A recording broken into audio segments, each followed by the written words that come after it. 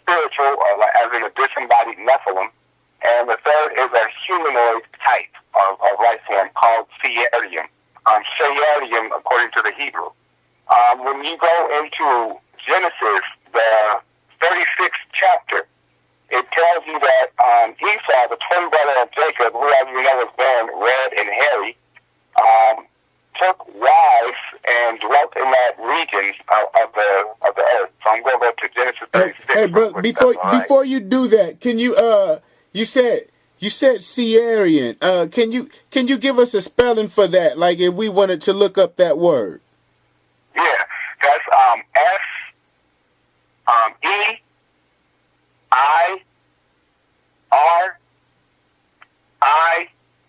and N, as in mother, N. Yes, sir. Thank you. Yeah. And that word, Seyarium, actually comes from a progenitor whose name was Seir. And actually, I could go into it right here. Let's see.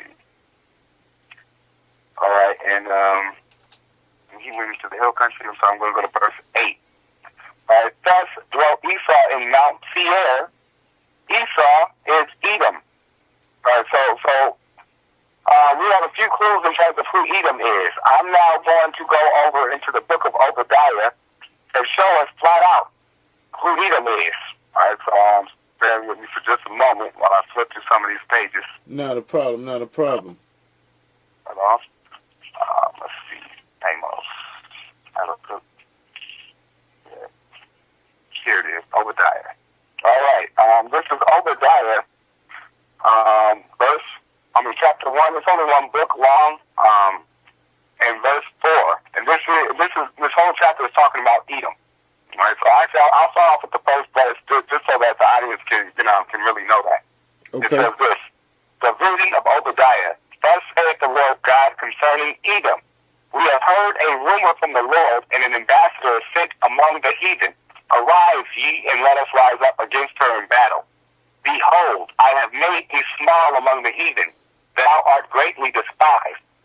The pride of thine heart hath deceived thee, thou that dwellest in the clefts of the rock, whose habitation is high, that saith in his heart, who shall bring me down to the ground? Then verse 4 states this, and this lets us know exactly who Edom is today. Though thou exalt thyself as the eagle, and though thou set thy nest among the stars, thence will I bring thee down, saith the Lord.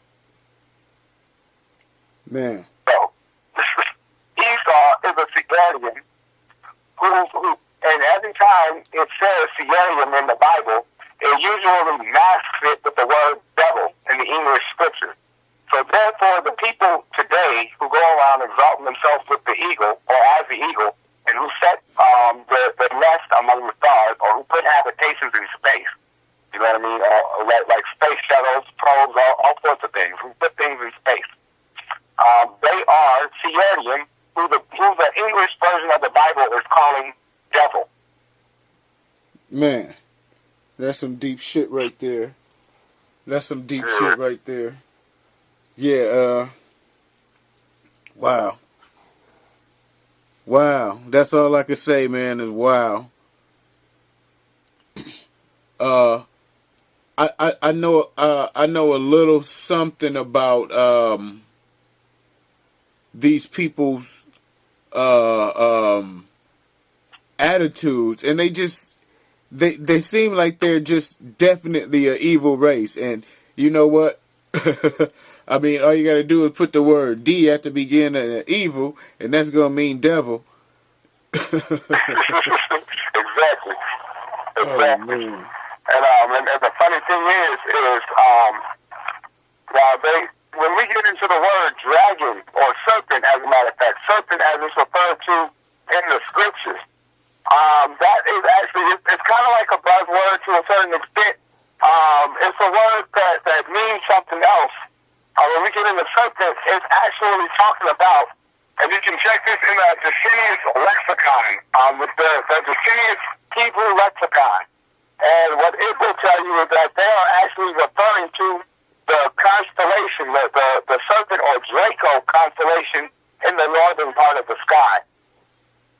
And it's very interesting because you hear a lot of this doctrine coming out nowadays about serpent people, reptilians, and how they came down here and supposedly created mankind. But what's interesting is when you look into that doctrine and compare it with the scriptures, you find a major difference. Because mankind was not created using any primitive creature. Mankind was created from the dust of the earth, according to the book of Genesis. You know? Yes. And what's taking place, according to this book called the Lost Book of Enki, which is an ancient Sumerian tablet. And if you look into that, Samaria was one of the places where the Canaanites dwelt. And they wrote extensively. A lot of their doctrine in terms of science matches America's science. And so what we've got written down here is that they found some primitive type of mankind, and they mixed added their genetics to that, and created a new type of hybrid, bred from a serpent race of people. Man, that's some deep stuff, and I believe it, man. But I know it's gonna be real hard for a lot of people to believe that, you know, just be like this. I can't imagine how much bullshit you might have to hear if you said that in front of a big group of people, man. Even if they had the opportunity to research it and look it up and take the meaning of these words you're talking about, I'm sure that they would still rather call you all kind of names and call you crazy and never even check nothing for themselves.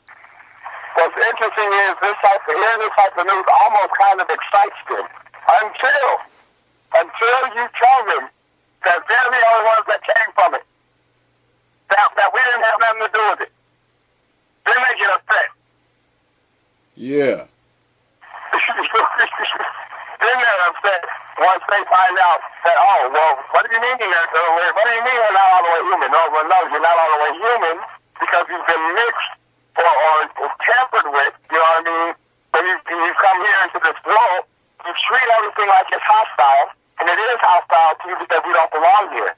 Like, for instance, they're not able to live in the earth. They act like this, that's almost completely unfathomable to them. You know what I'm saying? It's like, they call people less developed who are capable of living with the earth. Yes, sir. Yeah, so they call them less developed. And what's funny is they had this lecture that was being taught by this guy named Stuart Swerdlow. It was called Blue Blood, True Blood. I'm not sure what year it came out. I'm willing to bet it was probably just maybe shortly after 9/11. But he came out there with this thing about well, nobody is from this planet. This planet is foreign to us and it's alien to us, which is why it's so hostile to life. But that's a damn lie. The only thing that's been hostile to life is this light world order that has been destroying all life since it came into existence some possibly 4,000 to 6,000 years ago. Yeah. Definitely. So what we're seeing is completely different because they get burned by the sunlight. That's probably the biggest indicator that lets you know something's not right. They burn up in sunlight. That's not a human trait. Humans were not built to burn in the sunlight. In the book of Genesis, the one they named as God did not say anything about the sunlight being bad, the sunlight being dangerous, and Adam and Eve having to protect themselves from sun. You know what I mean? It said the light was good. Yes, sir. Okay, so if the light's good, why is it now that they're giving us all these horrific warnings against sunlight? They're telling us, oh, well, the sun does this, the sun does that. It has harmful UV rays. They have been calculating every last factor of sunlight that comes from the sun to the earth. You know what I'm saying? And right it on the goal to the sunscreen that they're encouraging people to use, that they have to keep applying to their skin every 30 minutes. Exactly. Yeah, when they get sunburned, they peel, just like the word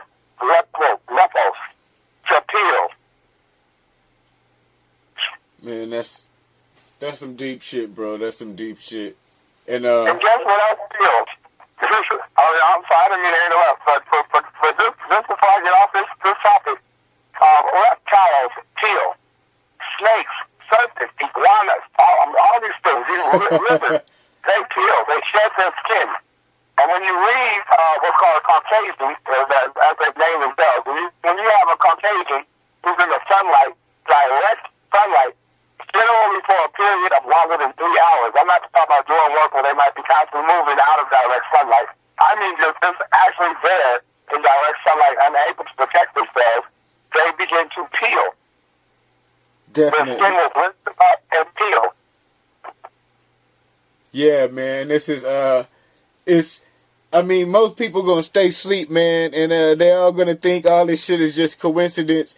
Even if they were to prove these things to be true, they still wouldn't be able to put 2 and 2 together, man. But I definitely appreciate you taking the time to help to wake people up and give them information that they could go by and research, man. And definitely, man. Please, if it's anything else you want to say, take about a good 2 minutes, if you can, and just mention anything else you want to mention, and we'll be getting ready for this next interview coming up shortly. Okay, definitely. Last thing I want to talk about is the black nation as a whole, man. According to the scriptures, the people in the book who are suffering these curses are commanded to come together. That means we can't be separate. We can't be going after things that these individuals or this nation of people are trying to tell us about. Or we can't focus our attention where they want us to focus it because it's not conducive. It causes us to break all of our own commandments, which is we are supposed to look out for one another. And we haven't been doing that. So the scriptures command us to come together. That's what we need to do. Even if it's just to compare notes, we got to come together. It's going to take way more than just one person or 2 people, you know what I'm saying, to really be able to put this together on such a megalithic scale. There are people with relations. So basically we need each and every individual out there, each and every one of our people to now pick this up and start doing research. You don't got to be a scholar. You don't got to be nobody. You don't need no degree. You know what I'm saying? Just pick up a book, go read, go start looking up definitions. It's all in the language. Everything they've done and did, it can all be uncovered by simply using the languages alone. Yes, sir, brother. Thank you very much. And that's what we want to attack, man, on this next go round. Everything that you just mentioned in this little nutshell right there, man. We want to make that the focus and at least put that together for about a good 35, 45 minutes, you know, and definitely, man, appreciate the time. And brother, you want to tell them who you are again, or are we good on that? My name is Brother Rabea Carna, and I'm originally from the Bay Area in California. Been all around, and that's about it. I'm gonna keep doing what I do and keep doing the research and keep trying to bring back my findings to everybody. Anybody will listen. Definitely, brother. Thank you, man. And we're definitely gonna get ready and get that part 2 coming up very shortly, man. So look forward to recording with you again. Thank you very much. Yes, sir. Nobody knew about us, so we took a while. I can see it.